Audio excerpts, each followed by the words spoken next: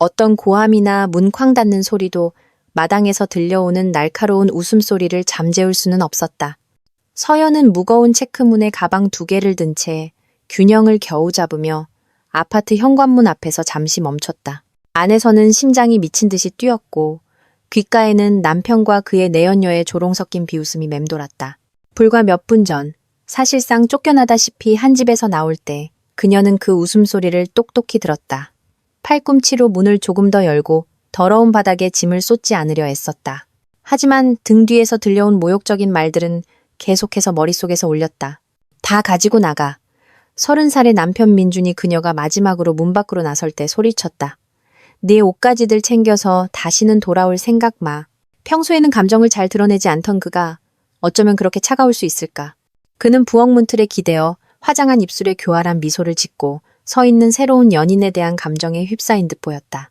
내연녀의 금발 웨이브 머리는 서연 쪽으로는 까딱도 하지 않았다.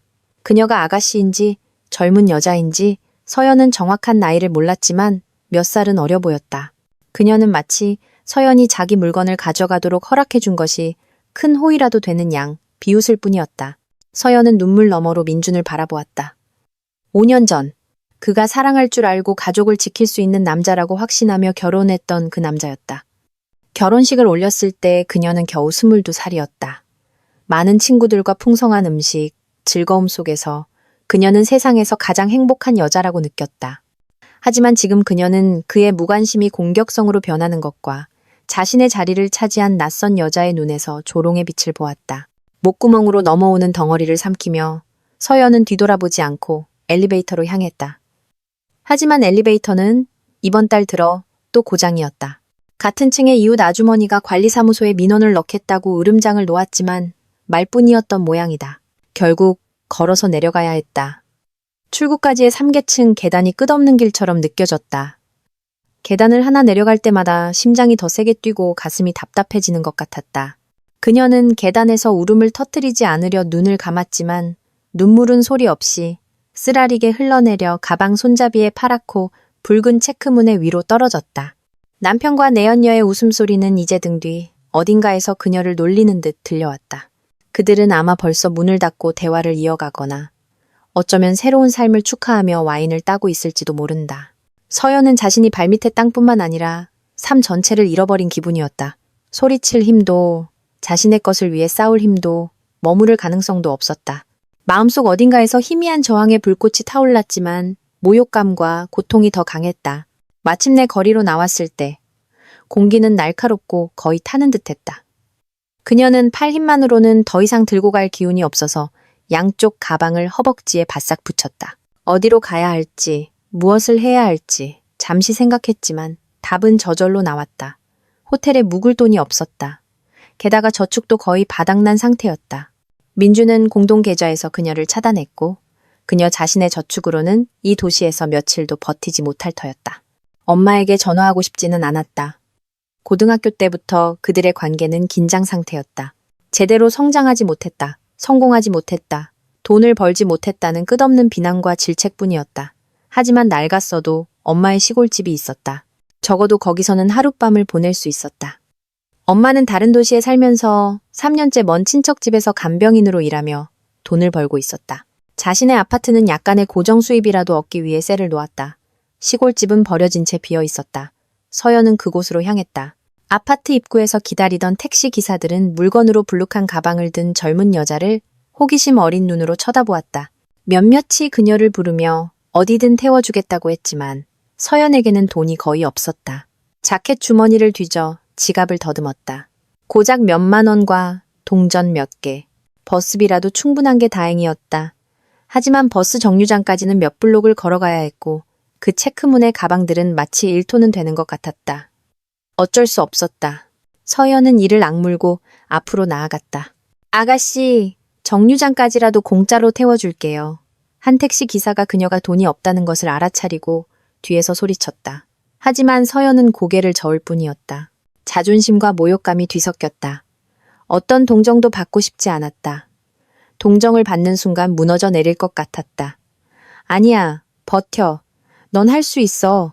지금은 그냥 걸어가는 게 중요해. 다 괜찮아질 거야. 그녀는 스스로에게 되뇌었다. 그녀는 걸으면서 불과 6개월 전만 해도 이런 결과를 상상조차 할 수 없었음을 떠올렸다. 물론 결혼 생활에 문제가 생기기 시작했다. 민주는 회사에서 늦게 돌아오기 시작했고 건조하게 말했으며 미래나 아이들에 대한 대화를 피했다. 하지만 서연은 모든 것을 바로잡을 수 있다고 일시적인 위기일 뿐이라고 생각했다. 불안한 신호들은 있었다. 짧은 시선, 그가 바로 삭제해버리는 짧은 전화와 문자 메시지들. 하지만 그녀는 최악의 상황을 믿고 싶지 않았다. 그리고 한 달 전 모든 것이 드러났다. 그가 모든 것을 고백했다. 있잖아. 나 다른 사람을 사랑하게 됐어. 그녀는 네가 오랫동안 주지 못했던 걸 나에게 줘. 그게 뭔데? 지지, 감탄, 이해. 그는 명확하게 설명하지 못했다.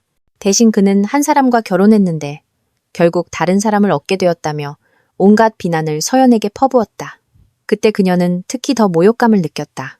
오랫동안 울면서 자신의 실수가 어디에 있는지 이해하려 애썼지만 민주는 이미 결정을 내렸다. 그는 새로운 삶을 시작하고 싶어 했다. 그가 할머니로부터 상속받아 자신의 명의로 된 아파트에서 그녀를 내쫓을 작정이라는 것을 완전히 깨닫는 데는 몇 주가 걸렸다. 버스 정류장 앞에 멈춰서서 서연은 숨을 고르고 눈물을 닦았다. 주변 사람들은 제각기 바빴다. 누군가는 자기 일로 바쁘고 누군가는 아이들과 함께, 누군가는 생각에 잠겨 홀로 서성였다. 아무도 서연에게 특별한 관심을 보이지 않았다. 그녀는 땅속으로 꺼져버리고 싶었고 시간을 되돌리고 싶었다. 버스가 도착했을 때 그녀는 겨우겨우 무거운 가방들을 들고 올라탔고 손의 떨림을 진정시키려 했었다. 그녀의 모든 삶이 지금은 뒤틀리고 길을 잃은 것 같았다. 종점에 도착한 서연은 시외버스가 다니는 터미널에서 내렸다. 타야 할 버스까지는 거의 1시간이나 남아 있었다. 그녀는 벤치에 가방을 내려놓고 그 옆에 앉아 행복하거나 걱정에 잠겨 있더라도 자신처럼 완전히 인생의 막다른 길에 놓이지는 않은 스쳐 지나가는 사람들을 보지 않으려 애썼다. 역시 엄마에게 전화해야 할까 하는 생각이 머리를 스쳤지만 마지막 대화들을 떠올렸다. 엄마는 민준에게 다른 여자가 생겼다는 것을 알게 되자 서연 자신이 잘못했다고 결론 내렸다. 남자는 제대로 된 관심을 받지 못하면 항상 떠나는 법이야. 붙잡았어야지. 이런 비난은 서연에게 날카로운 고통을 안겨주었다. 적어도 엄마만은 자신을 지지해 줄 것이라고 기대했었는데 결국 그녀는 이 문제에 있어서도 혼자 남겨졌다. 1시간은 고통스럽게 길었다. 버스가 도착하자 그녀는 가방을 잡고 허리와 어깨에 날카로운 통증을 느꼈다. 힘겹게 가방 하나를 버스 안으로 밀어넣고 다음 가방을 올렸다. 백발의 버스 기사 아저씨가 좁은 통로로 가방들을 옮기는 것을 도와주었다. 한 승객이 그 짐짝들이 통로 전체를 막을 것이라고 투덜거렸다. 그녀는 조용히 감사 인사를 하고 창가 쪽에 앉았다. 엄마의 시골집으로 가는 길은 길었다. 버스는 시골길을 따라 덜컹거렸다. 창밖으로는 밭과 마을들이 스쳐 지나갔고 때로는 주유소와 길가 식당들이 형형색색의 불빛으로 반짝였다. 서연은 멍한 시선으로 그것들을 바라보며 이제 무엇을 해야 할지 생각했다. 도시에서 일자리를 찾아야 했다. 그녀는 경영학 전공으로 대학교를 졸업했지만 일자리 구하기는 어려웠다. 특히 집이 없고 주거와 돈 문제를 급히 해결해야 할 때는 더욱 그랬다. 시골집의 환경은 편안함과는 거리가 멀었지만 당분간은 그곳에서 지낼 수 있었다. 온수도 나오지 않고 난로는 나무를 떼야 했으며 전기는 겨우 들어왔고 지붕은 오랫동안 새고 있었다. 하지만 선택의 여지가 없었다. 지금으로서는 유일한 선택지였다. 거기서 지내다가 근처 마을 가게나 식당에 취직해서 어떻게든 돈을 벌어야지. 그녀는 생각했다. 버스가 급정거했고 서연은 좌석에서 몸을 돌렸다. 죄송합니다. 기사가 창밖 누군가에게 소리쳤다. 몇몇 승객이 불만을 표하며 투덜거렸다. 서연은 한숨을 쉬고 시계를 보았다. 목적지 정류장까지 아직 30분이 남았다. 그 시간 동안 그녀는 생각을 정리하려 애썼다. 계획이 필요해. 그녀는 스스로에게 말했다. 어쩌면 지금이 바로 바닥을 치고 다시 처음부터 삶을 건설해야 할 때일지도 몰라. 버스가 작은 시골 정류장에 도착했을 때 그녀 외에는 아무도 내릴 사람이 없었다. 기사는 그녀의 짐가방을 힐끗 보더니 물었다. 아가씨 마중 나온 사람 있어요? 도와줄까요? 아니요, 괜찮아요. 서연은 무거운 가방을 끌어안으며 억지로 미소 지었다. 혼자 할 수 있어요. 다리는 피로로 떨렸다. 그녀는 트랙터와 차들이 심하게 망가뜨린 비포장 도로를 걸었다. 곳곳에 큰 웅덩이와 진흙이 있어 발목까지 빠지지 않으려고 길을 돌아가야 했다. 지평선의 낡은 시골집들의 익숙한 윤곽이 보였다. 그중 일부는 아직 사람이 살고 있었지만 많은 집이 비어 있었다. 그곳은 도시의 소음 뒤에 너무나 조용하게 느껴졌지만 서연은 평온함보다는 슬픔과 뒤섞인 불안감을 느꼈다. 마침내 기울어진 말뚝이 있는 익숙한 울타리가 보였다. 대문은 비뚤어져서 오랫동안 아무도 열지 않은 것 같았다. 그래서 서연은 칠이 벗겨진 작은 쪽문으로 들어갔다. 문을 밀자 길게 삐걱거리는 소리가 났고 그녀는 마당으로 들어섰다. 실망스럽게도 지난 겨울과 봄 동안 마당은 잡초와 덤불로 뒤덮여 있었다. 지난 몇 년간 아무도 이 땅을 돌보지 않았다. 서연은 잡초 덮인 길에 가방을 던지고 뻐근한 어깨를 문지르며 허리를 폈다. 절망의 눈물이 눈에 고였다. 이게 내 새로운 집이구나. 페인트가 벗겨진 낡은 시골집. 처마 밑에 쌓아둔 장작은 이미 썩어서 불을 피우는데 쓸모가 없을 터였다. 정말로 여기서 살아야 한다고? 그녀는 생각했지만 다른 선택지는 없었다. 그녀는 마당을 둘러보다가 갑자기 시선을 멈췄다. 현관 옆에 검은색 차 한 대가 서 있었다. 비싼 외제차는 아니고 낡은 국산차였지만 잘 관리된 모습이었다. 여기에 누가 있을 수 있지? 머릿속에 불안한 생각이 스쳤다. 이웃들은 오랫동안 이곳에 오지 않았을 가능성이 높았다. 그런데 차가 있다니 엄마가 떠나고 집이 비어있다는 것을 알고 불청객이 들어온 것일까? 심장이 더 빨리 뛰기 시작했다. 그녀는 집에 누가 있는지 알아보려고 움직이지 않고 귀를 기울였다. 그때 집 뒤에서 한 남자가 나왔다. 키가 크고 30대 정도로 보였으며 작업복을 입고 손에는 어떤 도구들을 들고 있었다. 그는 서연을 발견하고는 인사하듯 손을 들었다. 서연 씨 맞죠? 그녀는 놀라서 뒤로 물러섰다. 이 사람이 누구이며 어떻게 자기 이름을 아는지 도무지 이해할 수 없었다. 남자는 그녀가 당황한 것을 눈치채고 서둘러 자신을 소개했다. 저는 지훈이라고 합니다. 어머님의 이웃이에요. 길 건너편에 살아요. 어머님이랑 통화했는데 몇 가지 집안일을 부탁하셨어요. 혼자 오실 줄 알았는데. 놀라게 해드려 죄송합니다. 서연은 여전히 그 자리에 서서 불안한 눈으로 그를 바라보았다. 이웃이라니. 엄마가 그렇게 가깝게 지내는 이웃이 있다는 기억이 전혀 없었다. 하지만 엄마가 자신의 삶에서 무언가를 바꿨을 수도 있었다. 어쩌면 이것이 논리적인 설명일지도 모른다. 그는 그녀의 무거운 가방을 보고 마당으로 옮기는 것을 도와주겠다고 제안했다. 서연은 당황하며 물러섰지만 이내 그에게 가방 하나를 건넸고 그는 힘들이지 않고 들어 올렸다. 신뢰가 많았네요. 그는 그녀의 어색한 표정을 보고 말했다. 정말로 여기서 좀 일을 하고 있었어요. 따님이 한동안 와서 지낼 수도 있는데 지금 상태가 별로 좋지 않다고 하시면서 어머님이 지붕이랑 울타리 수리를 부탁하셨거든요. 아, 그럼 엄마는 딸이 시골집에 나타날 수 있다는 걸 알고 계셨구나. 그런데도 아무런 지지나 전화 한 통 없으셨다니. 그저 집을 준비시키기 위해 아는 이웃을 고용했을 뿐이었다. 서연은 이 사실에 기쁘면서도 씁쓸했다. 한편으로는 적어도 지붕이 새는 것은 멈출 것이고 다른 한편으로는 엄마가 또다시 딸의 감정을 들으려 하지 않고 독단적으로 행동했다는 것을 보여준 셈이었다.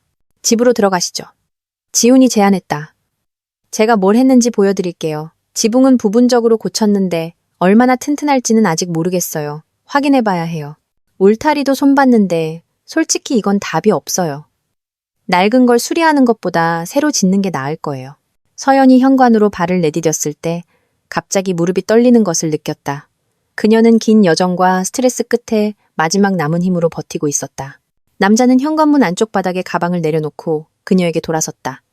저기요, 괜찮으세요? 대답 대신 서연은 고개를 저었고 눈물이 뺨을 타고 흘러내렸다. 그녀는 한계에 다다랐음을 깨달았다. 이전의 삶에서 사실상 밀려나 도착한 엄마의 시골집에서 그녀는 절망을 터뜨렸다. 모욕감, 배신감, 상처받은 자존심, 혼란이 모두 뒤섞였다. 지훈은 어찌할 바를 몰라 당황했다. 그는 그저 조심스럽게 그녀의 팔꿈치를 건드렸다. 물이라도 좀 드릴까요? 아니면 따뜻한 차라도? 제 차에 보온병이 있어요. 오래 있을 것 같아서 챙겨왔거든요. 서연은 그를 바라보며 바로 앞에 있는 이 완전히 낯선 사람이 최근 며칠간 그 누구보다도 더 많은 친절을 베풀고 있음을 깨달았다. 그녀는 눈물을 멈추려고 손으로 눈을 가리며 고개를 끄덕였다. 고맙습니다. 죄송해요. 그냥 너무 피곤해서. 지훈은 아무 말 없이 차로 달려가 보온병과 플라스틱 컵을 가져왔다. 서연은 숨을 고르려고 현관 계단 맨 위에 앉았다. 지우는 그녀에게 약초 향이 나는 뜨거운 차를 따라주었다. 그녀는 한 모금 마셨고 따뜻한 쓴맛이 위장으로 내려가면서 희미한 안도감을 느꼈다. 몇 분 동안 그들은 말없이 앉아 있었다. 지우는 그녀에게 묻거나 압박하고 싶지 않은 듯했다. 반면에 서연 자신은 털어놓고 싶었지만 개인적인 이야기를 해야 할지 망설였다. 결국 남자가 그녀의 손바닥에 난 상처를 발견하면서 침묵이 깨졌다. 저기 보세요. 그가 조심스럽게 그녀의 손바닥을 만졌다. 다치셨네요. 서연은 멍하니 손을 내려다보고는 가방을 끌다가 날카로운 금속 모서리에 긁혔던 것을 기억해냈다. 그 모든 혼란 속에서 알아채지도 못했는데 이제야 따끔거리는 통증을 느꼈다. 지우는 자리에서 일어나 다시 차로 가서 구급상자를 가져왔다. 그는 과산화수소, 탈지면, 반창고를 꺼냈다. 이리 줘봐요. 그가 부드럽게 그녀의 손을 잡고 상처를 소독하고 반창고를 붙여주며 말했다. 이렇게 하는 게 안전해요. 이런 보살핌은 서연을 당황하게 했다. 남자가 이렇게 바로 도와줄 준비가 되어 있을 뿐만 아니라 불필요한 말 없이 자연스럽게 행동했다. 그녀의 마음이 온통 자신의 문제들로 가득 차 있어서 특별한 고마움을 느끼지는 못했지만 그의 행동에서 따뜻함은 느꼈다. 고마워요. 그녀가 속삭였다. 가방에서 반창고나 다른 걸 찾을 생각도 못했어요. 오늘 모든 게 엉망이네요. 에이, 별거 아니에요. 지훈이 손을 내저었다. 자, 제가 짐을 집 안으로 옮기는 걸 도와드릴게요. 오늘은 이미 늦었지만 내일은 같이 청소하고 여기서 편안하게 지낼 수 있도록 뭘 빨리 고칠 수 있는지 봐요. 그녀는 고개를 끄덕였다. 짐을 정리할 힘조차 남아있지 않았다. 그들이 집 안으로 들어서자 퀴퀴하고 축축한 냄새가 코를 찔렀다. 환기와 제대로 된 난방이 없으니 모든 것이 곰팡내 나는 것은 당연했다. 지우는 신선한 공기를 조금이라도 들이기 위해 먼저 창문들을 활짝 열었다. 벽지는 축축했고 바닥은 부풀어 올랐다. 아주 어릴 적, 이 시골집은 엄마와 함께 즐거운 여름날을 보냈던 마법 같은 장소로 여겨졌었다. 하지만 그건 오래전 일이었다. 저는 다락방에 올라가서 비 온 뒤에 지붕이 어떤지 좀 볼게요. 편히 계세요? 지훈이 말하며 주머니에서 손전등을 꺼냈다. 네. 그녀는 아직 이곳에 뭐가 어디 있는지 잘 몰랐지만 고개를 끄덕였다. 정말 고마워요. 그는 고개를 끄덕이고 다락방 계단으로 이어지는 복도로 사라졌다. 혼자 남게 되자 서연은 구석에 있는 삐걱거리는 소파에 주저앉았다. 긴 여정과 스트레스로 눈꺼풀이 감기는 것을 느꼈다. 방바닥이라도 닦고 소파에 깨끗한 시트를 깔아야 한다는 것을 알았지만 힘이 거의 남아있지 않았다. 5분만 쉬고 일해야지. 그녀는 생각했다. 잠은 예기치 않게 마치 구덩이에 빠지듯 찾아왔다.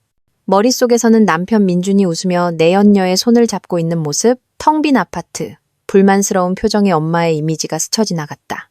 그녀는 마치 실패와 모욕에 끝없는 구덩이로 빠져드는 것 같았다.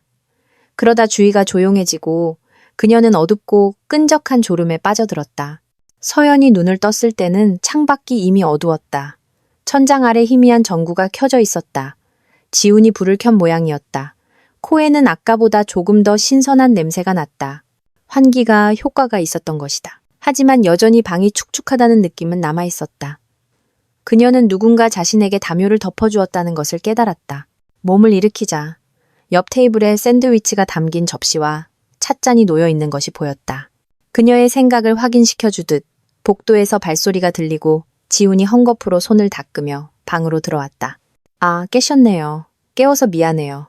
이제 가보려고 하는데 너무 늦었잖아요. 당신도 쉬어야죠. 오늘 일은 이만하면 된 것 같아요. 서연은 아직 잠이 덜 깬 채 눈을 비비며 나지막이 말했다. 저를 덮어주고 먹을 것도 준비해 주셨네요? 그는 당황했다. 네, 당신이 잠들었길래. 그냥 조용히 추운 소파에 두고 갈 수는 없잖아요. 그리고 뭐라도 먹어야 내일 기운이 날 테고요. 서연은 어쩐지 미안해졌다. 그는 이미 지붕 수리와 다른 일들로 시간을 보냈는데 이제는 그녀의 저녁까지 챙겨주고 있었다. 어떻게든 보답해야 한다고 생각했지만 고맙습니다 라는 말 외에는 해줄 것이 없었다. 그녀는 자신이 상상할 수 있는 가장 비참한 처지에 놓여 있었다. 고맙습니다. 그녀는 이미 식어버린 찻잔을 손으로 감싸주며 조용히 말했다. 정말 감사해요. 어떻게 보답해야 할지 모르겠네요. 걱정 마세요. 그가 손을 내저었다. 어머님이 일에 대해 충분히 보상해 주셨어요. 그리고 저는 가능할 때마다 와서 돕겠다고 말씀드렸어요. 계속 오는 건 아니고요. 저도 제 일이 있으니까요. 지붕은 이제 새지 않아요. 임시로 막아뒀어요. 내일 제대로 마무리할 계획이에요. 울타리도 내일 끝낼 거고요. 적어도 제대로 닫히게는 할 거예요. 만약 완전히 새로 하기로 결정하시면 제가 자재를 가져오는 것도 도와드릴 수 있어요. 그건 당신이 결정할 문제고요. 서연은 고개를 끄덕였다. 누군가 자신을 위해 모든 것을 해주는 동안 잠만 자고 밥만 먹는 상태로 앉아있는 것이 어색했다. 하지만 지우는 분명일에 대한 합의 이상의 것을 요구하지 않았다. 제 번호 남겨드릴게요. 그가 주머니에서 휴대폰을 꺼내며 말했다. 무슨 일 있으면 전화하세요. 내일 아침 일찍 와서 또 뭐가 필요한지 볼게요. 그녀는 가방에서 휴대폰을 꺼내 켰다.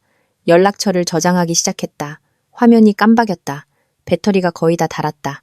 민준이 공동계좌에서 그녀를 차단했으니 휴대폰 요금도 곧 사치가 될 수 있었다. 그녀는 씁쓸하게 그 사실을 떠올렸지만 적어도 지금은 전화가 작동하고 번호를 저장할 수 있었다. 네, 고마워요. 그녀는 반복해서 말하며 소파에서 일어섰다. 몇 분 사이에 너무 많은 감사의 말이 튀어나온다는 것을 느꼈지만 그 외에는 고마움을 표현할 방법을 몰랐다. 내일은 저도 일찍 일어나서 뭐라도 도울게요. 알겠어요. 내일 봐요. 지훈이 말하며 출구로 향했다. 문턱에서 그는 뒤를 돌아보았다. 그런데 서연 씨, 조심하세요. 가스레인지가 낡았고 가스통도 상태를 몰라요.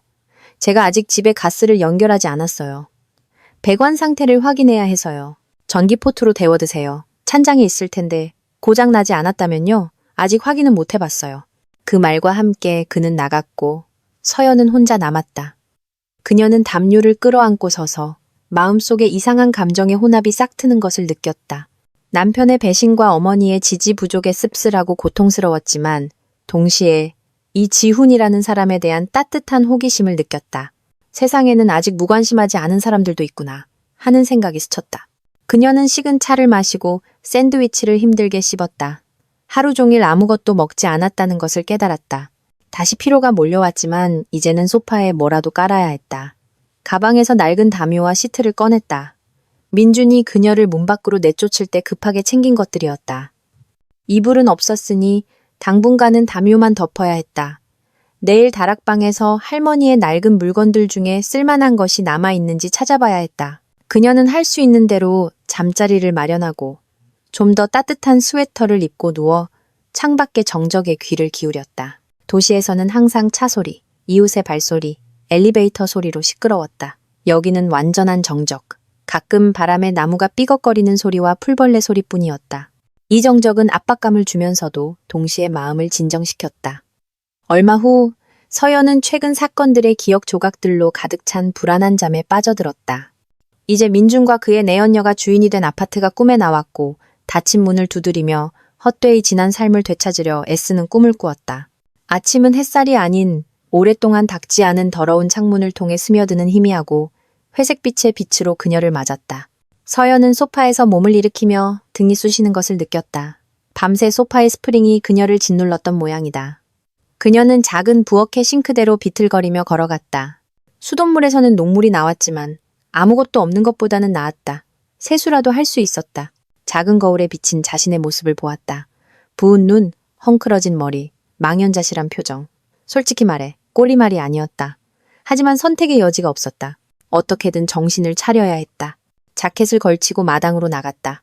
지난밤에는 제대로 둘러볼 틈이 없었다. 마당은 완전히 방치된 상태였다. 곳곳에 마른 줄기들이 솟아 있었고 발밑은 온통 잡초였다. 옆에 서 있는 창고의 지붕도 내려앉은 것 같았다. 어릴 적 엄마와 수박을 먹으며 앉아있기 좋아했던 벤치는 이제 페인트가 다 벗겨져 있었다. 엄마가 웃었던 기억이 떠올랐다. 서연이 손바닥에 씨를 뱉을 때였다. 그때는 그들 사이에 단순하고 따뜻한 친밀감이 있었던 것 같았다. 지금은 벤치도 관계도 모두 금이가 있었다. 이 갑작스러운 향수가 그녀를 기운나게 한 것은 아니었다. 새로운 슬픔의 물결이 밀려왔다. 하지만 그녀는 주먹을 꽉 쥐고 속삭였다. 그만, 이제 움직여야 해. 우선 쓰레기를 치우고 집을 환기하기로 했다. 가만히 앉아있는 것은 절망을 악화시킬 뿐이었다. 서연은 집으로 들어가 쓰레기 봉투와 낡은 걸레를 꺼내고 바닥을 닦을 물을 담을 대야를 겨우 찾았다. 먼지를 닦았지만 걸레는 금세 더러운 덩어리가 되었다.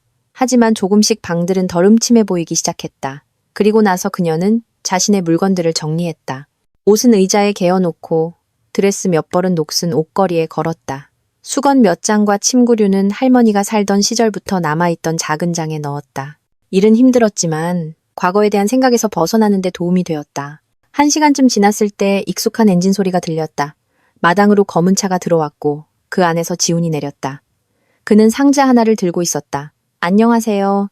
그가 집으로 향하며 말했다. 잘 주무셨어요? 서연은 어색함에 겨우 미소를 지었다. 뭐라고 대답해야 할지 몰랐다. 밤은 힘들었고 잠도 제대로 못 잤다. 그럭저럭요. 그녀는 얼버무렸다. 그런데 벌써 오셨네요. 네, 할 일이 많아서요. 지붕 마무리해야 한다고 했잖아요. 참, 이거 새 전기주전자예요. 어제 보니까 여기 있던 건 고장 났더라고요. 몇 년 동안 쓰지 않고 방치돼서 뜨거운 물이 필요할 테니 받으세요. 그는 그녀에게 상자를 내밀었다. 서연은 당황하며 상자를 보고 상표를 읽었다. 저렴한 물건이 아니라는 것을 알았다. 거절하고 싶었지만 지훈은 그녀의 망설임을 눈치챘다. 선물이라고 생각해요. 어머님이 저에게 공사비뿐만 아니라 전반적인 도움에 대해서도 돈을 주시거든요. 집을 살만한 상태로 만드는 걸 돕겠다고 약속했잖아요. 새 주전자는 그 임무의 일부예요. 그리고 저도 차 마시고 싶을 때 편하고요. 그녀는 어색하게 미소 지었다. 고마워요. 됐어요. 남자가 손을 내저었다. 자, 이리 와서 어떻게 지냈는지 뭘 했는지 얘기해줘요. 저는 그동안 연장을 좀 챙길게요. 오늘은 울타리를 마무리하고 가스통에 뭐가 문제인지 좀 봐야겠어요. 가스관을 점검해줄 만한 아는 사람이 있을지도 몰라요. 그들은 마당으로 나갔고 서연은 뭔가 활동적인 모습을 보여주려고 마른 나뭇가지와 잡초를 한 곳에 긁어 모으기 시작했다. 지우는 울타리 옆에 서서 어떤 것을 남기고 어떤 것을 버려야 할지 가늠하고 있었다. 그때 이상한 소리가 들렸다. 서연에게는 누군가 자기 이름을 부르는 것 같았다. 서연아! 울타리 너머에서 소리가 들렸고 그녀는 돌아보았다. 50대쯤 되어 보이는 여자. 아마 다른 구역의 이웃인 듯 했다. 여자는 울타리 틈으로 무슨 일이 일어나고 있는지 보려고 애쓰고 있었다. 네, 안녕하세요. 서연은 누구인지 몰랐지만 반사적으로 대답했다. 이웃은 재빨리 울타리를 돌아 쪽문으로 나타났다. 약간 통통하고 머리카락에 흰머리가 섞여 있었지만 얼굴은 인자해 보였다. 손에는 어떤 전이 담긴 플라스틱 그릇을 들고 있었다. 네가 아마 미숙 씨 딸이구나. 나는 옆집 아주머니야. 나 기억하니? 예전에 네가 아직 어렸을 때 네 엄마랑 가끔 서로 돕고 지냈는데. 서연은 기억을 더듬어 보려 했지만 어린 시절의 기억은 희미했다. 안녕하세요, 아주머니. 그녀는 이웃이 분명 친근하게 다가오려는 의도를 가지고 왔다는 것을 느끼며 약간의 따뜻함을 느꼈다. 죄송해요. 잘 기억이 안 나네요. 너무 오래돼서요. 괜찮아. 여자가 손을 내저었다. 집에 불이 켜진 걸 보고 지훈 씨가 여기서 일하는 걸 보고 네가 온 줄 알았지. 그래서 막 부친 따끈한 전 좀 가져왔어. 집안일로 바빠서 요리할 시간도 없을 것 같아서. 서연은 전이 담긴 그릇을 보았다. 거기서 감자와 구운 양파 냄새가 풍겨왔다. 입에 침이 고였다. 아침부터 거의 아무것도 먹지 않았는데 힘은 많이 썼다는 것을 깨달았다. 정말 고맙습니다. 그릇을 받으며 말했다. 마침 잘 됐네요. 그래, 먹어봐. 아주머니가 말했다. 그러고는 주위를 둘러보고 지훈을 보았다. 아직도 일하고 있구먼. 어제 가고 다시 안 올 줄 알았는데. 지훈이 웃었다. 제가 어떻게 안 오겠어요. 할 일이 산더미인데요. 지붕도 고쳐야 하고 울타리도 고쳐야 하고 나중엔 가스도 연결해야죠. 그럼 잘하네. 서연이 정착하는 거 좀 도와줘. 엄마도 없이 혼자 있잖아, 지금. 그 말에 서연의 마음 한구석이 아려왔다. 혼자. 그녀는 그 단어를 되새겼다. 그렇다. 그녀는 이제 자신의 문제 속에서 완전히 혼자였다. 남편은 등을 돌렸고 엄마는 다른 도시에 있었다. 여기에는 그저 자발적으로 도움의 손길을 내미는 우연한 사람들 뿐이었다. 옆집 아주머니는 작별 인사를 하고 행운을 빌어주며 떠났다. 서연은 그동안 지훈에게 주전자에 대해 감사 인사를 하고 전과 함께 차를 마시기 위해 컵을 가지러 집으로 가려고 했다. 그는 고개를 끄덕이며 자기도 5분 안에 울타리 일을 마치고 가겠다고 했다. 5분 후 그들은 창고에서 가져온 접이식 테이블에 앉아 현관 옆에서 차를 마시고 있었다. 서연은 접시에 전을 놓고 차를 따랐다. 그녀가 이곳에 오게 된 이유에 대한 무거운 생각만 아니었다면 그 순간은 거의 아늑하게 느껴졌을 것이다. 그래서 앞으로 계획이 뭐예요? 지훈이 차를 마시며 물었다. 얼마나 오래 머물 생각이에요? 서연은 눈을 내리깔았다. 너무 어려운 질문이었다. 그녀 자신도 앞으로 어떻게 될지 몰랐다. 잘 모르겠어요. 그녀는 불확실하게 시작했다. 당분간은 여기서 지내다가 일자리를 구해야 해요. 아파트 구할 돈도 거의 없고요. 돈도 못 버는데 월세를 내는 건 불가능하잖아요. 이 마을이나 가까운 도시에서 일자리를 찾아볼까 해요. 지우는 조용히 들으며 고개를 끄덕였다. 이해해요. 제가 한번 알아볼게요. 혹시 농장이나 가게에서 일손이 필요한 사람이 있는지요? 이 근처에 농장 하나가 있는데 거긴 항상 일꾼을 구하거든요. 근데 물론 힘든 일이죠. 서연은 슬프게 웃었다. 힘들다는 건 약한 표현이겠죠. 저는 평생 도시에서 경력을 쌓으려고 노력했는데 모든 게 이렇게 빨리 변할 수 있다니. 어떤 경력이었는데요? 지훈이 조심스럽게 물었다. 사적인 영역을 침범하고 싶지 않았지만 궁금해하는 눈치였다. 사무관리직으로 일했어요. 거창하게 들리지만 사실은 사무실에 앉아서 서류 작업하고 계약서 처리하는 일이었어요. 작은 회사였죠. 제 남편. 아니, 이제 전 남편이 된 사람이 변호사였는데 꽤 성공적이었어요. 최근에는 프리랜서로 일하다가 새로운 사랑을 만났고 이렇게 됐죠. 그녀는 전이라는 단어가 고통스럽게 들렸기 때문에 말을 더듬었다. 그녀는 자신이 이렇게 빨리, 그리고 솔직하게 모든 것을 털어놓을 줄은 몰랐지만 아마도 긴장이 배출구를 필요로 했던 모양이다. 지우는 들으며 정보를 소화하는 듯 했다. 그렇군요. 안타깝네요. 하지만 앞으로 나아가야죠. 알아요. 서연이 시선을 피하며 대답했다. 결혼한 적 있었어요? 네, 했었죠. 그가 짧게 대답했다. 아들이 하나 있는데 도시에서 엄마랑 살아요. 몇 년 전에 이혼했어요. 큰 싸움 없이. 그냥 성격이 안 맞아서요. 그래도 아들은 자주 보러 와요. 제가 돈으로 지원해주고요. 이해해요. 서연이 조용히 말하고 더 이상 질문하지 않았다. 그녀 자신도 사적인 질문을 받는 것을 좋아하지 않았다. 그들은 전을 다 먹을 때까지 침묵했지만 공기 중의 긴장은 서서히 풀리고 있었다. 그리고 서연의 마음속에 희망과 비슷한 작지만 어떤 감정이 타올랐다. 결국 그녀는 텅 빈 공간으로 떨어진 것이 아니었다. 적어도 주변에는 이 친절한 이웃과 기꺼이 도와주는 지훈이 있었다. 어쩌면 정말로 터널 끝에 빛이 있을지도 몰라 하는 생각이 스쳤다. 자, 지훈이 테이블에서 일어섰다. 차 잘 마셨어요. 울타리 마저 하러 가볼게요. 무슨 일 있으면 불러요. 서연은 청소를 계속하기 위해 집으로 들어갔다. 하지만 곧 강한 균열 소리를 듣고 놀라 뛰쳐나왔다. 그녀가 마당으로 뛰쳐나왔을 때 지훈은 이마를 닫고 있었다. 그의 옆에는 몇 개의 널빤지가 널브러져 있었고 울타리는 이제 더욱 해체된 모습이었다. 아, 괜찮아요. 그가 그녀의 놀란 얼굴을 보고 설명했다. 계획대로예요. 낡은 널빤지를 먼저 다 떼어내고 새 것을 고정하려고요. 보시다시피 다 낡았잖아요. 서연은 안도의 한숨을 내쉬었다. 하루는 분주하게 지나갔다. 지우는 울타리를 수리하고 다시 한번 지붕을 점검했다. 서연은 창문을 닫고 묵은 때를 벗겨내고 침구류를 햇볕에 내다 널어 조금이라도 환기시켰다. 저녁 무렵 지우는 가스관 작업을 위한 자재를 가지고 며칠 후에 돌아오겠다고 약속하며 떠났다. 서연은 혼자 남았고 정적이 다시 마당을 감쌌다. 그녀는 집으로 들어가 소파에 쓰러져 기분 좋은 피로감을 느꼈다. 일은 잠시나마 과거에 대한 생각에서 벗어나는 데 도움이 되었다. 하지만 혼자가 되자마자 머릿속에는 다시 민준의 모습이 떠올랐다. 어떻게 이럴 수가, 정말 돌이킬 수 없이 끝난 걸까? 그녀는 자문했지만 그가 다른 여자를 선택했다는 것을, 서연과 함께 있고 싶지 않다는 것을 분명히 했다는 것을 알았다. 돌아올 것이라고 희망하는 것은 의미가 없었다. 마음을 다잡고 엄마에게 전화하기로 했다. 지훈과의 일이 어떻게 된 건지, 왜 미리 알려주지 않았는지, 정확히 어떻게 도울 생각인지 묻고 싶었다. 하지만 휴대폰은 계속 신호를 잡지 못했다. 이곳은 신호가 불안정해서 가끔 밖으로 나가거나 언덕으로 올라가야 했다. 어두워지자 그렇게 하고 싶지 않았다. 그녀는 아침에 가게에 갈 때 전화하기로 했다. 마을의 식료품 가게라도 찾았으면 좋겠다. 그렇게 했다. 다음 날 아침 그녀는 일찍 일어나 이를 닦고 서둘러 몸단장을 한 뒤 마을 광장이라 할 수 있는 낡은 마을 회관 앞 장소를 향해 집을 나섰다. 서연의 기억으로는 그곳에 가게가 있었다. 200m쯤 걸어가자 과연 식료품이라는 간판이 붙은 작은 단층 건물이 보였다. 주변에는 거의 아무도 없었고 가끔 차들만 지나갔다. 안으로 들어가 빵, 우유, 시리얼, 약간, 버터를 샀다. 돈이 얼마 없어서 가장 필요한 것만 골라야 했다.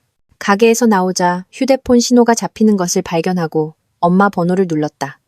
응, 딸. 엄마의 목소리가 들렸다. 별일 없니? 서연은 어디서부터 시작해야 할지 몰라 망설였다. 물어볼 것이 많았지만 말이 목구멍에 걸렸다. 엄마, 저 시골집에 온 지 이틀 됐어요. 잘 지내세요? 난 괜찮아. 일하고 있지. 거긴 다 괜찮니? 지훈 씨가 수리하고 있다며. 너랑 약속했다고 하던데. 서연은 조용히 한숨을 쉬었다. 또 이런 식이다. 자신의 참여 없는 일방적인 통보. 네, 지붕도 고치고 울타리도 수리하고 있어요. 엄마가 시작한 일이라고 하더라고요. 신경 써주셔서 고맙긴 한데. 왜 저한테는 아무 말씀도 안 하셨어요? 괜히 말해서 뭐 하겠니? 너도 내일이 있을 텐데. 네가 오기 전에 집을 준비해두고 싶었지만 언제 올지 몰랐어.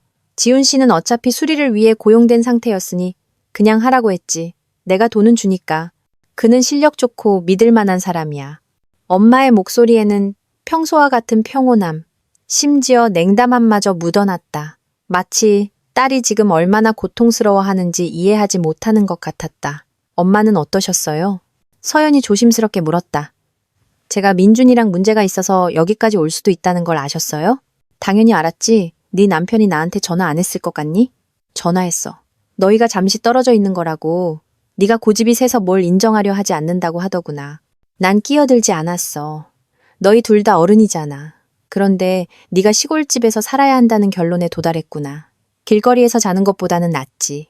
서연은 속에서 모든 것이 들끓는 것을 느끼며 휴대폰을 꽉 쥐었다. 엄마는 딸이 집도 남편도 없이 남겨졌다는 사실을 당연하게 받아들이고 있었고 그러면서도 별로 공감하는 것 같지 않았다. 그저 사실을 확인했을 뿐이다. 엄마, 저 지금 너무 힘들어요. 그녀는 목이 메는 것을 느끼며 조용히 말했다. 엄마가 저를 이해해주고 지지해줄 거라고 기대했어요. 지지? 엄마가 말을 끊었다. 얘야, 내가 해줄 수 있는 말은 정신 차리고 제대로 된 직장 구해서 돈 모으고 누구에게도 의존하지 않도록 살라는 것뿐이야. 내 상황은 내 순진함의 결과야. 남자한테 기대지 말고 오직 너 자신에게만 기대야 한다고 말하는 것도 지쳤다. 서연은 길거리에서 울음을 터뜨리지 않으려고 눈을 감았다. 마음 깊은 곳에서는 엄마에게 다른 것을 기대할 수 없다는 것을 알았다. 그녀는 항상 강하고 현실적이었다. 하지만 얼마나 한 방울의 공감이라도 바랐던가. 알겠어요. 그녀는 건조하게 대답했다. 조언 고마워요. 노력할게요. 그래. 엄마가 응답했다. 돈은 못 보내줘. 나도 여기서 남는 게 별로 없거든. 네 사촌, 삼촌도 도와줘야 하고. 하지만 시골집 정리하는 건 괜찮아. 지훈 씨가 도와줄 거야. 너도 좀 거들어서 채소라도 심어봐. 먹을거리는 생기겠지. 서연은 고개를 저었다. 채소를 심는 것은 지금 그녀가 생각할 수 있는 마지막 일이었다. 하지만 지금 엄마와 논쟁하는 것은 무의미했다. 네, 알겠어요. 그럼 이만 끊을게요. 괜찮아요. 걱정 마세요. 그 말과 함께 그녀는 전화를 끊고 공허함을 느꼈다. 그녀는 식료품이 든 봉지를 들고 천천히 시골집으로 돌아가면서 대화를 곱씹었다. 엄마 말이 맞아. 나 자신에게 의지해야 해. 이성적으로는 맞았지만 서연은 짓밟힌 기분이었다. 그녀가 원했던 것은 훈계가 아니라 따뜻한 말 한마디였다. 하지만 엄마에게서는 결코 그것을 얻을 수 없다는 것을 알았다. 집에 돌아와 혼자 남게 되자 그녀는 작은 전기포트로 새 주전자에서 물을 끓여 물에 오트밀을 타서 먹고 차를 마셨다. 그리고 앞으로 어떻게 살아야 할지 고민하기 시작했다. 먼저 일자리를 구해야 해. 그렇지 않으면 여기서 오래 버티지 못할 거야. 이장님께 가서 물어봐야겠다. 일자리가 있는지. 없으면 군청 소재지로 가야 해. 이런 생각들로 그녀는 조금 진정되었다. 인생은 쉽지 않지만 출구는 찾아야 했다. 지훈이 이틀 후에나 올 것이기 때문에 서연은 가만히 앉아있지 않기로 했다. 그녀는 옆집 아주머니 댁에 가서 문을 두드렸다. 아주머니는 집에 있었고 손님을 반갑게 맞았다. 어서 들어와. 뭘 두드리고 그래. 여자가 문턱에서 그녀를 맞으며 말했다. 아주머니 집 안은 따뜻하고 아늑했으며 빵 굽는 냄새와 어떤 약초 냄새가 났다. 서연은 작은 방으로 들어가 의자에 앉았다. 저기, 아주머니. 그녀는 어색하게 시작했다. 이 근처 마을이나 읍내에 일자리 아시는 거 없으세요? 돈이라도 좀 벌고 싶어서요. 혹시 판매원이나 관리직 구하는 사람 없을까요? 아주머니는 즉시 생각에 잠겨 눈썹을 찌푸렸다. 여기 기업들은 많이 문을 닫았어. 가게 두어 개랑 개인 술집이 있고 학교 주방에 보조가 부족하다고는 하던데 거긴 월급이 쥐꼬리만 해. 농장에 갈 수도 있지만 그건 힘들지. 다른 방법이 없다면야. 서연은 얼굴을 찌푸렸다. 그녀가 생각하는 농장은 이른 아침부터 늦은 밤까지 힘든 육체 노동을 하는 곳이었다. 학교 주방 보조는 아마 음식을 나눠주는 일만 할 것이고 월급으로는 도시에 가야 할 때 차비도 내기 어려울 것이다. 하지만 그녀에게는 특별한 선택지가 없었다. 혹시 면사무소는요? 그녀는 경영 경험이 있는 사람에게 맞는 직책이 있기를 바라며 물었다. 아주머니는 고개를 저었다. 거긴 자리가 꽉 찼어. 우리 이장님한테 한번 가봐. 이장님은 친절한 분이야. 아마 군내에 어떤 일자리가 있는지 알려줄지도 몰라. 그리고 군청 소재지로 가보는 것도 시도해봐. 거긴 기회가 더 많을 테니까. 그녀는 한숨 쉬며 말했다. 요즘 시절이 쉽지 않다는 것을 이해하는 듯했다. 서연은 그녀에게 감사 인사를 하고 권해주는 차를 마시고 나왔다. 그녀는 먼저 이장님을 찾아가기로 했다. 길 끝, 회관 옆에 작은 면사무소가 있었다. 이장님인 박 선생님은 배가 불룩하고 인자한 얼굴을 한 50대 남성이었다. 그는 서류로 가득 찬 낡은 책상에 앉아 있었다. 서연이 노크하고 들어서자 그는 고개를 들어 약간 놀란 표정으로 그녀를 보았다. 무슨 일로 오셨소? 그가 쉬어빠진 목소리로 말했다. 서연은 정중하게 자신을 소개하고 온 이유를 설명하며 일자리가 없는지 물었다.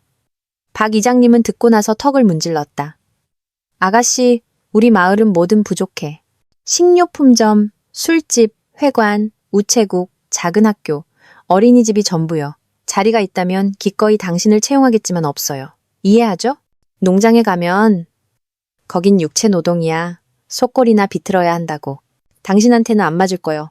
서연은 한숨을 쉬었다. 이장님은 군청 소재지로 가보라고 조언했다.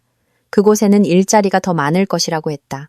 하지만 매일 버스로 통근하는 것은 그리 편하지 않고 집도 필요할 것이라고 덧붙였다. 버스도 자주 다니지 않았다. 전반적인 상황은 명확했다. 지역에서 일자리를 찾을 가능성은 희박했다. 하지만 그녀는 낙담하지 않고 군청 소재지로 가서 물어보기로 했다. 이장님에게 감사 인사를 하고 버스 정류장으로 갔다.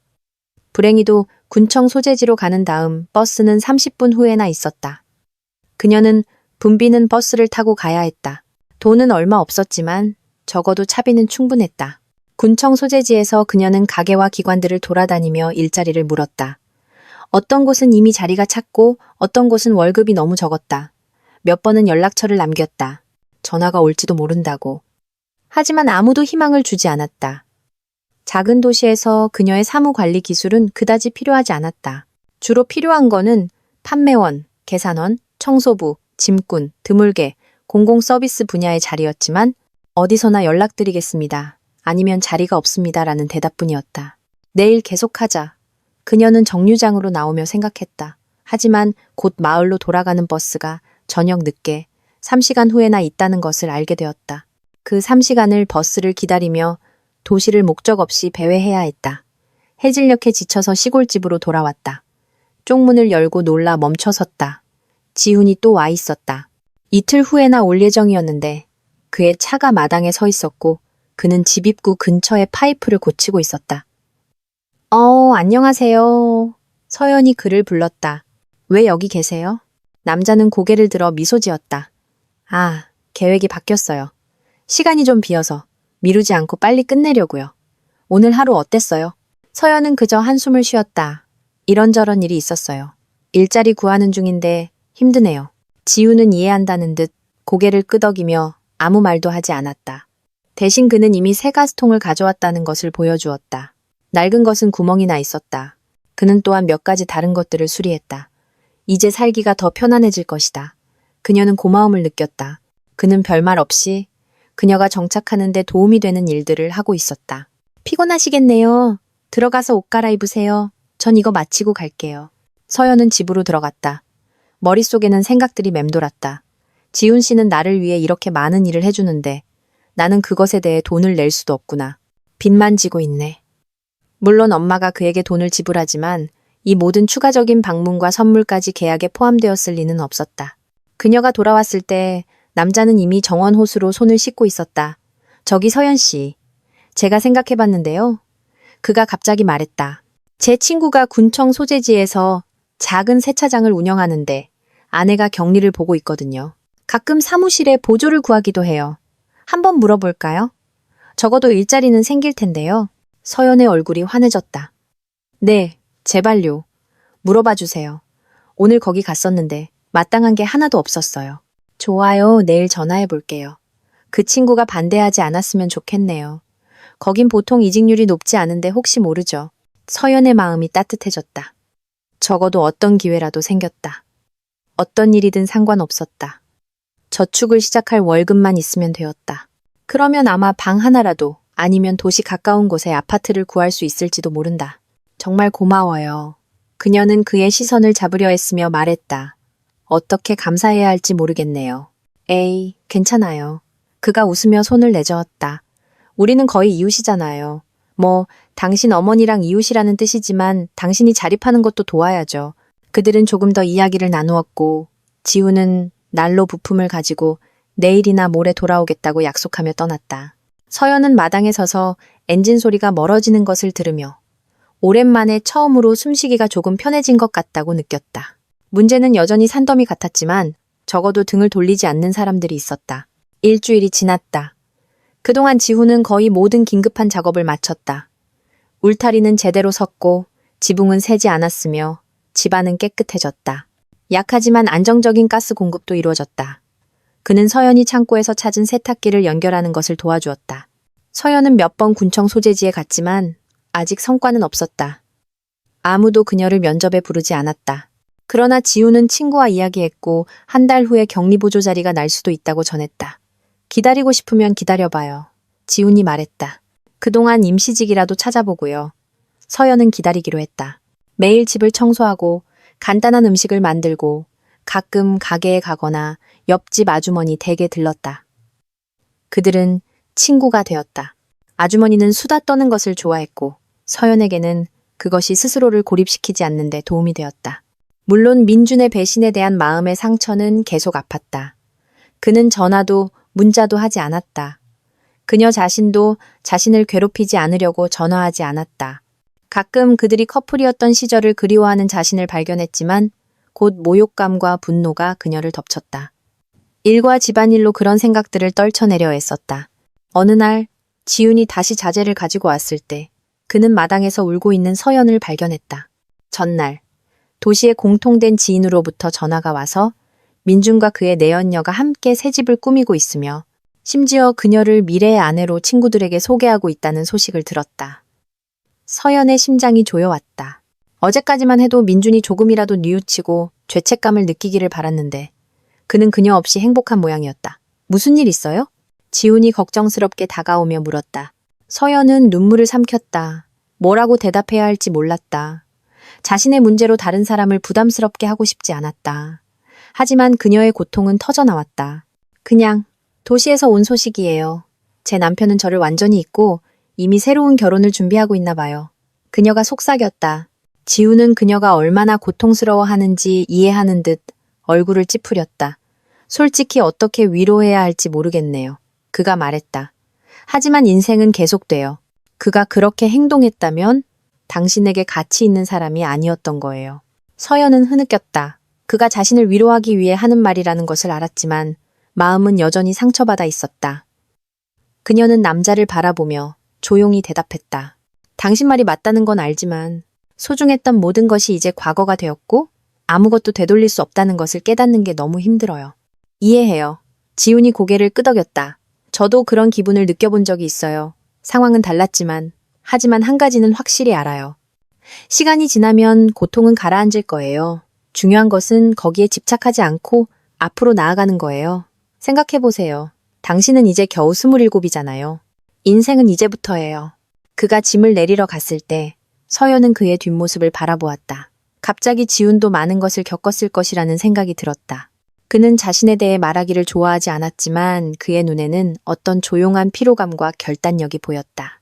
그녀는 그의 이야기를 더 깊이 알고 싶어졌지만 직접 물어볼 용기는 나지 않았다. 날이 가고 서연은 점차 시골 생활에 적응했다. 작은 텃밭에 파슬리와 상추를 기르기 시작했다. 누군가 남겨둔 씨앗을 찾았다. 옆집 아주머니는 토마토 모종을 나눠주고 자주 집에 초대했다. 그렇게 서연에게는 작은 기쁨이 생겼다. 자신의 손으로 심은 식물이 자라는 것을 보는 것. 지우는 3일에 한 번 정도 찾아왔다. 때로는 그냥 모든 것이 괜찮은지 확인하러. 때로는 정말로 무언가를 마무리하러 왔다. 한편으로 서연은 어색했다. 공식적으로 모든 작업은 이미 끝났고 엄마가 지훈의 끝없는 방문에 대해 돈을 지불할 것 같지는 않았다. 하지만 그는 가끔 길을 지나가다가 그냥 들러서 도움이 필요한지 보는 것이라고 말했다. 그녀는 이 관심에 감사하기 시작했다. 그는 밀가루 한 봉지나 부러진 삽 대신 새삽과 같은 사소한 것들을 가져다 주었다. 어느 저녁 해질녘에 그가 왔을 때 그들은 벤치에 앉아 이야기를 나누고 있었다. 이웃들은 떠나고 조용하고 평화로웠다. 서연은 자신의 어린 시절에 대해 엄마가 아직 더 쾌활하고 가벼운 사람이었을 때 여기서 어떻게 시간을 보냈는지 이야기했다. 그리고 몇 번의 실패 후 엄마가 어떻게 딱딱하고 차가워졌는지도. 지우는 고개를 끄덕이며 듣고 가끔 자신의 의견을 덧붙였다. 당신은요? 서연이 용기를 내어 물었다. 아내와는 왜 이혼했어요? 비밀이 아니라면요. 지우는 오랫동안 침묵했다. 아마 어떤 세부 사항을 떠올리는 듯했다. 우리는 어리석게 만났어요. 그가 천천히 시작했다. 저는 그때 막 군대를 제대하고 공장에 취직해서 가족을 부양하고 싶었죠. 결혼하기로 했지만 곧 우리가 서로 맞지 않는다는 것을 깨달았어요. 끊임없는 다툼, 오해. 솔직히 저는 가정을 꾸리려고 노력했어요. 결국 그녀가 짐을 싸서 친정으로 가버렸고 이혼 소송을 냈어요. 저는 저항하지 않았어요. 사랑이 없는데 서로를 괴롭히는 것은 무의미하다고 생각했으니까요. 아들은요? 서연이 물었다. 아들은 그녀와 함께 있지만 제가 자주 찾아가고 양육비도 줘요. 아이는 우리 실수에 책임이 없잖아요. 서연은 많은 사람들의 인생이 순탄치 않다는 것을 이해하며 고개를 끄덕였다. 그럼에도 불구하고 그녀는 지훈에게 지금 어떤 관계가 있는지 궁금했지만 직접 물어볼 수는 없었다. 그러나 아마도 답은 저절로 나왔을 것이다. 그는 자주 이곳에 와서 그녀를 도왔고 여자친구나 아내에 대해 언급하지 않았다. 아마 혼자일 거야. 서연은 생각했다. 한편으로는 마음속에 배신의 상처가 아직 아물지 않아서 새로운 관계를 시작할 준비가 되지 않았지만 다른 한편으로는 누군가의 관심과 보살핌을 느끼는 것이 기뻤다. 저녁 식사 시간이 되자 서연은 지훈에게 머물러 달라고 초대했다. 그는 동의했고 그들은 부엌의 깜박이는 전구 아래에서 함께 식사했다. 조용한 대화, 간단한 음식. 갑자기 서연은 거의 아늑함을 느꼈다. 오랫동안 그런 평온한 가정적인 감정을 느끼지 못했다. 그녀는 모든 것이 얼마나 빨리 변하는지에 놀랐다. 얼마 전까지만 해도 인생이 끝났다고 확신했는데 지금은 이미 단순한 순간들에 조금이나마 기뻐할 수 있었다. 지훈이 떠나려고 할 때 그녀는 그를 문까지 배웅하고 미소 지으며 말했다. 다시 한번 고마워요. 당신이 없었다면 저는 아마 여기서 길을 잃었을 거예요.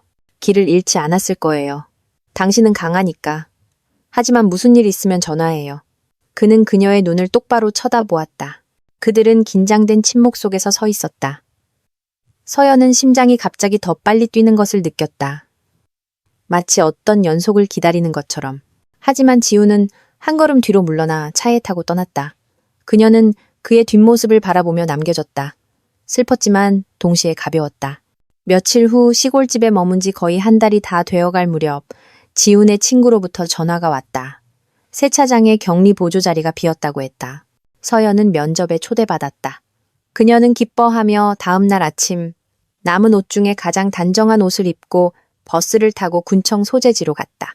긴장으로 떨며 그녀는 세차장과 관리 사무실이 있는 눈에 띄지 않는 건물로 들어갔다. 30대 후반의 남자가 나와 자신을 안드레이라고 소개했다. 지훈 씨한테 얘기 다 들었습니다. 앉으세요. 자기소개 좀 해주시죠. 그녀는 자신감 있게 행동하려 애쓰며 앉았다. 대학교를 졸업했고 서류 작업 경험이 있으며 회계 프로그램도 조금 다룰 줄 안다고 설명했다.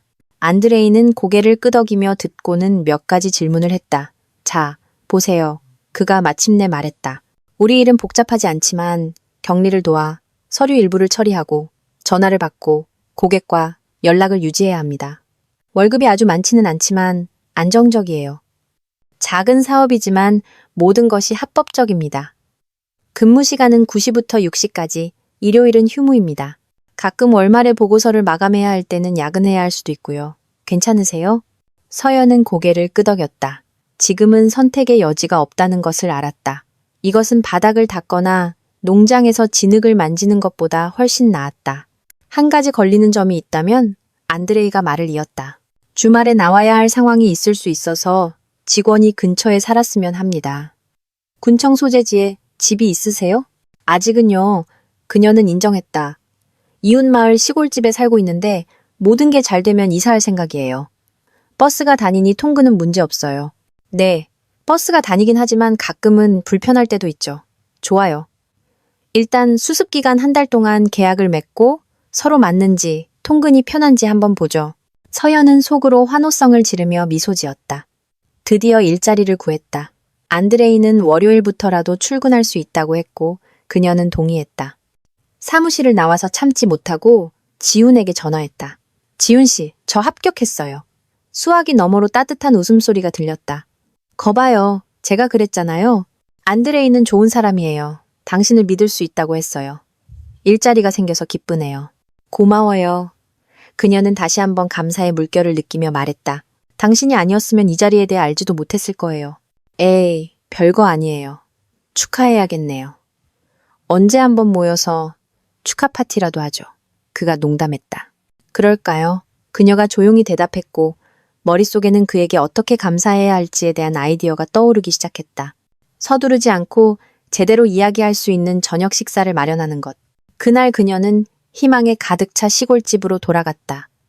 일자리를 구했고 비록 임시적이지만 그래도 시골집은 점차 살만한 집으로 변해가고 있었다. 남은 것은 민준에 대한 감정, 더 정확히는 그가 남긴 고통의 잔재를 정리하고 앞으로 무엇을 해야 할지 알아내는 것이었다. 첫 출근 날, 서연은 이른 버스를 타기 위해 아직 어두울 때 일어났다. 군청 소재지까지 가는데 1시간이 걸렸다. 버스는 모든 정류장에 서서 승객들을 태우고 내렸다.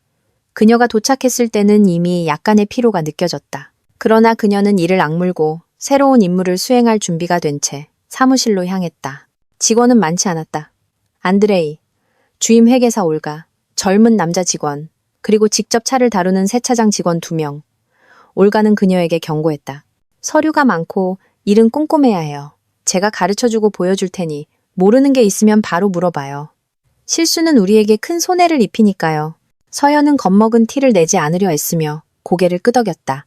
그녀는 작은 책상에 앉았고 특별 프로그램이 설치된 컴퓨터를 받았다. 올가는 보고서, 청구서, 계약서를 작성하는 방법을 보여주었다. 서연은 최선을 다해 모든 것을 이해하고 메모하며 버텼다. 첫 며칠이 그렇게 지나갔다. 그녀는 피곤하지만 돈을 벌고 있다는 사실에 만족하며 집으로 돌아왔다. 비록 수습기간이라 적었지만 모든 것이 순조롭게 진행되면 정식 월급을 받게 될 것이다. 유일한 단점은 버스였다. 항상 편리하게 운행되지 않았다. 가끔은 돌아오는 버스를 몇 시간씩 기다려야 했다. 직장에서 늦게까지 남아있으면 거의 어두워져서야 돌아왔다. 한 번은 버스가 아예 오지 않아서 지훈에게 전화해서 차로 데리러 와달라고 해야 했다. 늦은 저녁이었지만 그는 와주었다. 그날 차 안에서 그들은 오랫동안 이야기했다. 엔진 소리를 들으며 앉아 있었다. 중간쯤에서 지훈이 제안했다. 도시에 방을 하나 얻는 게 어때요? 힘들게 왔다 갔다 하지 말고요. 그러고 싶지만 아직 월급이 적어서요. 방세도 비쌀 거고요. 아직 한 푼도 모으지 못했어요. 이해해요. 그가 고개를 끄덕였다. 하지만 수습 기간이 끝나면 기회가 생길지도 모르죠. 아니면 정급할 때 하룻밤 묵어야 한다면 우리 집에 와도 돼요. 제 아파트에 방이 하나 남거든요. 저도 군청 소재지에 살아요. 일 때문에 자주 돌아다니긴 하지만 이상하게 생각하지 말아요. 그냥 하나의 선택지로 제안하는 거예요. 서연은 속이 조여드는 것을 느꼈다. 그의 집에 머무는 것. 매력적이면서도 동시에 두려웠다. 그녀는 더 가까운 무언가의 준비가 되지 않았지만 그가 단지 돕고 싶어 한다는 것을 알았다. 고마워요. 그녀는 창밖을 보려 했으며 조용히 대답했다. 만약 그렇게 되면 생각해 볼게요. 그들은 침묵했고 차는 그 사이 비포장 도로로 들어섰다. 헤드라이트가 어둠 속에서 나무들을 비추었다. 어느 순간 서연은 지훈과 함께 있으면 평온하고 왠지 모르게 든든하다는 것을 깨달았다. 그들이 알게 된 지 얼마 되지 않았음에도 불구하고 그녀는 그가 계속 곁에 있어 주기를 바랐지만 자신의 감정이 두려웠다. 다시 배신당할 위험에 처하고 싶지 않았다. 또 몇 주가 지났다. 서연은 어느 정도 업무 리듬에 익숙해졌다. 아침에 일찍 일어나 출근하고 저녁에 돌아왔다. 몇 번은 늦게까지 남았지만 버스는 왔다. 민준과는 전혀 연락하지 않았다. 지인들을 통해 그가 이미 새 여자친구의 거의 약혼자라는 소식만 들었다. 엄마도 드물게 전화해서 모든 것이 괜찮은지, 시골집 수리에 급한 것이 없는지만 물었다. 주말이 왔다. 서연은 새 직장에서 한 달을 버텼고 조금씩 자립하기 시작한 것을 축하하기 위해 작은 파티를 열기로 했다. 지훈이 축하하자고 했던 말이 떠올라 그에게 전화했다. 지훈 씨 안녕하세요? 그녀는 활기차게 말하려고 애썼다. 저 내일 쉬는데 저녁에 오실래요? 뭐 좀 만들어서 같이 저녁 먹어요. 수화기 저편에서 소음이 들렸다. 아마 운전 중인 모양이었지만 그는 금방 어딘가로 차를 세웠다. 서연 씨, 안녕하세요. 물론이죠. 방해가 안 된다면 갈게요. 방해 안 돼요. 그녀가 미소 지으며 대답했다. 7시에 오세요. 다음 날 내내 그녀는 청소와 요리에 전념했다. 가게에서 고기와 채소를 좀 사서 가벼운 샐러드를 만들고 파이를 구웠다. 옆집 아주머니에게 레시피를 물었다. 소박했지만 어떻게든 아늑한 분위기를 만들고 싶었다. 저녁이 되자 낡았지만 깨끗한 할머니의 식탁보를 깔고 식기를 놓았다. 지우는 약속대로 정확히 7시에 도착했다. 그는 어두운 셔츠와 청바지를 입고 있었고 손에는 작은 들꽃 다발을 들고 있었다. 서연은 환하게 웃었다. 와, 너무 예쁘네요. 정말 고마워요. 들어오세요. 남자는 어색하게 꽃을 내밀었다. 그냥 오기가 좀 그래서요. 소박하지만 진심이에요. 서연은 꽃을 받아 병에 꽂았다. 꽃병은 없었다. 지훈은 집을 둘러보았다. 보아하니 여기서 모든 걸 잘 정돈하셨네요. 정말 아늑해요. 그들은 식탁에 앉았다. 서연은 건배를 제안했다. 당신이 해준 모든 것에 감사해요. 여기서 저를 도와준 것, 일자리를 알려준 것, 정말. 지우는 서연이 가게에서 찾아낸 무알코올 와인을 한 모금 마시고 미소 지었다. 당신이 잘 지내게 되어서 기뻐요. 포기하지 않은 당신이 대단해요. 저녁은 순조롭게 흘러갔다. 대화는 자연스럽게 이어졌다. 그들은 웃으며 어린 시절의 순간들을 회상했다. 알고 보니 지훈도 젊었을 때 친척집 때문에 이 마을에 가끔 왔었다고 했다.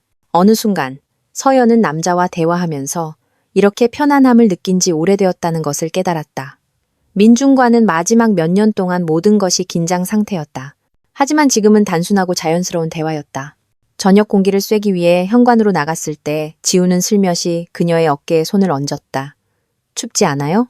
그가 물었다. 그녀는 고개를 저었다. 그의 손길에 온몸이 짜릿했다. 두렵고 설레었다. 그녀는 그를 향해 얼굴을 돌리고 시선을 들었다. 지훈 씨, 그녀가 속삭였다. 저 지금 무언가를 시작할 준비가 됐는지 잘 모르겠어요. 아시죠?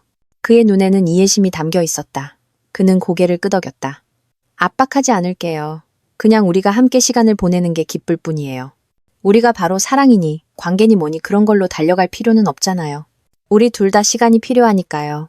서연은 감사함과 어떤 새롭고 따뜻한 감정으로 심장이 조여드는 것을 느꼈다. 그녀는 조심스럽게 그에게 기댔고 그가 그녀의 어깨를 감싸는 것을 느꼈다. 그리고 그 순간 그녀는 세상에 아직 올바른 사람들이 도중에 버리지 않고 이유 없이 고통을 주지 않는 사람들이 있을 수 있다는 것을 느낀 것 같았다. 물론 아무도 보장해 줄 수는 없지만 지금 이 순간 그녀는 믿고 싶었다. 그들은 현관에 더 오래 앉아 속삭이며 이야기했다. 아주 늦어졌을 때 지훈이 제안했다. 괜찮으면 자고 가도 될까요? 운전하기엔 너무 늦어서요. 다른 방에서 잘게요. 여기 두 번째 침대나 소파가 있는 걸로 아는데. 서연은 망설이다가 고개를 끄덕였다. 옆방에 낡은 접이식 소파가 있었다. 그럭저럭 쓸만했다. 그리고 그녀는 그가 어두운 밤에 떠나는 것을 원하지 않았다. 네, 그렇게 해요. 그녀가 조용히 말했다. 그들은 집으로 들어가 소파를 폈다. 지우는 셔츠를 벗고 티셔츠 차림이 되었고 서연은 그에게 베개와 이불을 가져다 주었다. 그가 눕자 그녀는 안녕히 주무세요 라고 말하고 자신의 방으로 들어갔다. 가슴 속에 기분 좋은 설렘을 느끼며 이렇게 평온하고 따뜻했던 적은 오래되었다. 밤은 반쯤 잠든 상태로 지나갔다. 비록 다른 방에서 잤지만 아침에 서연이 일어났을 때 지우는 이미 부엌에서 차를 준비하고 있었다. 그녀를 보고 조용히 말했다. 좋은 아침이에요. 미소 지으며. 그리고 갑자기 그녀는 매일 아침이 이렇게 시작되었으면 좋겠다고 생각했다. 새로운 일상이 자리 잡았다. 서연은 일하고 저녁에는 가끔 지훈과 만났다. 물론 매일 그를 초대할 수는 없었다. 그에게도 자신의 일이 있었고 그녀에게도 계획이 있었다. 하지만 점차 그들은 가까워졌다. 서연의 엄마는 딸이 이제 일한다는 것을 알고는 전화로 고개를 끄덕일 뿐이었다. 잘했어. 그렇게 해야지. 시골집 수도세랑 전기세 내는 거 잊지 마. 서연은 한숨을 쉬었다. 엄마는 여전했다. 민준과는 모든 것이 이전과 같았다. 그는 연락해오지 않았다. 어느 날 서연은 변호사로부터 남은 물건들을 정리하고 법적으로 마무리하여 더 이상 청구할 것이 없도록 하자는 민준의 편지를 받았다. 그녀는 불쾌한 떨림을 느꼈지만 논쟁하지 않기로 했다. 그렇게 그녀는 서류에 서명하며 최종적으로 마침표를 찍었다.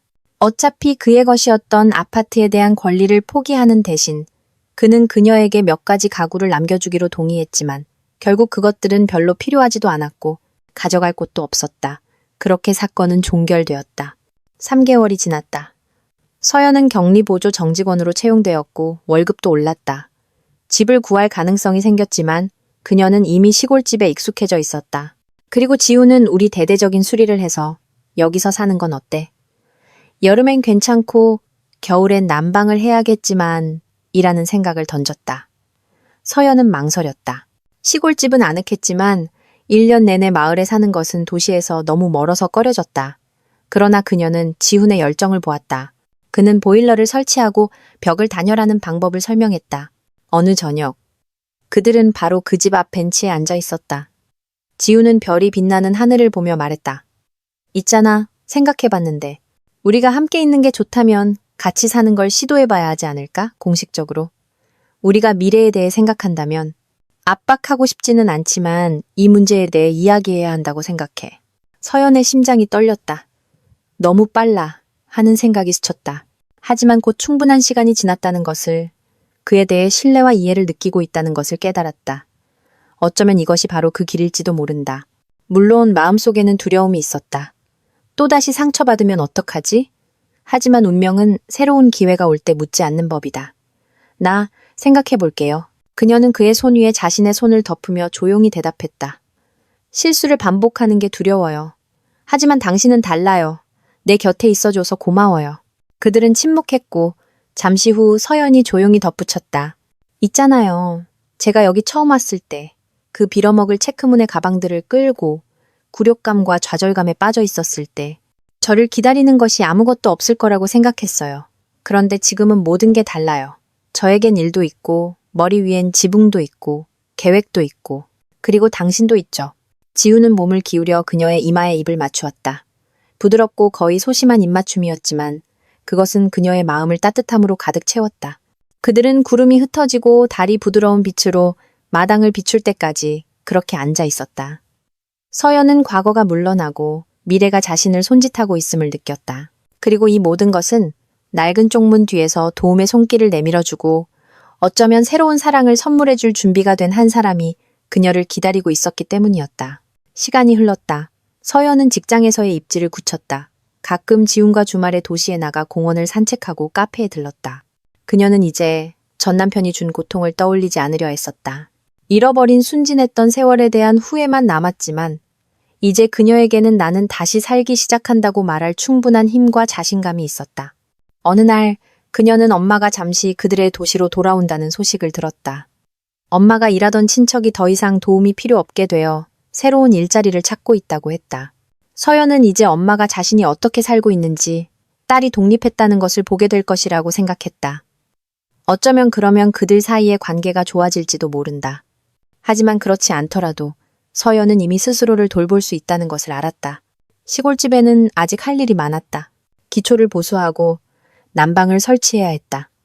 하지만 이제 이것들은 극복할 수 없는 장애물이 아니라 두 사람이 함께 해결해 나갈 수 있는 과제처럼 보였다. 누가 생각이나 했을까? 서연이 비웃음과 조롱 속에 사실상 길거리로 내몰린 후 바로 이 낡은 시골집, 기울어진 쪽문 뒤에서 자신의 행복을 찾게 될 줄을. 왜냐하면 그곳에는 그녀에게 삶의 새로운 기회, 그녀가 필요하고 사랑받는다고 느끼게 해준 새로운 사람, 지훈이 기다리고 있었기 때문이다. 물론 앞으로도 긴 길이 남아 있었다. 문제, 다툼, 생활의 어려움, 이 모든 것이 있을 것이다. 하지만 가장 중요한 것은 서연이 깨달았다는 것이다. 한 사람의 배신이 세상의 끝은 아니라는 것을, 항상 일어서서 다시 시작할 기회가 있다는 것을, 누군가 당신의 슬픔을 비웃는다고 해서 온 세상이 등을 돌린 것은 아니라는 것을, 항상 손을 내밀어줄 누군가가 있을 것이다. 중요한 것은 스스로 포기하지 않고 계속 살아가는 것이다. 그렇게 서연의 인생에서 비극적인 장은 끝나고 어려움과 동시에 밝은 희망으로 가득 찬 새로운 장이 시작되었다.